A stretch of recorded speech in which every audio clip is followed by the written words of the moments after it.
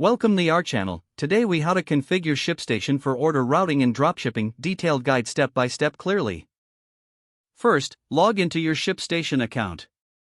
Navigate to the Settings tab in the upper right corner. In the left-hand menu, select Shipping. Click on Shipping Preferences. Locate the Order Routing section. In this area, you'll see options for configuring how orders are routed. Choose Add New Rule to create a new routing rule. Name your routing rule for easy identification. Select the conditions that will trigger this rule. You can set conditions based on criteria such as product type, destination, or weight. Once your conditions are set, determine the action to take when these conditions are met. You can assign a specific warehouse or shipping carrier for the routed orders. Next, set the priority for this rule compared to other rules you may have. Remember that the order of rules affects which one is triggered first.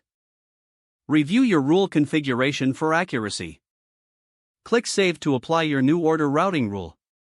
To edit an existing rule, return to the Order Routing section. Select the rule you wish to modify.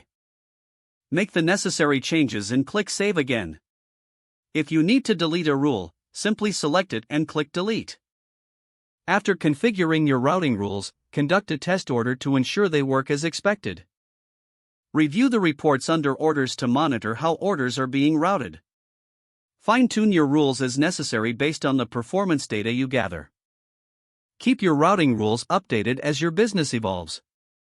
This ensures your operations remain efficient and effective over time. If the page does not load, refresh the browser or try again in a private or incognito window. Make sure you are using the correct email address, then retype it carefully to avoid small typos.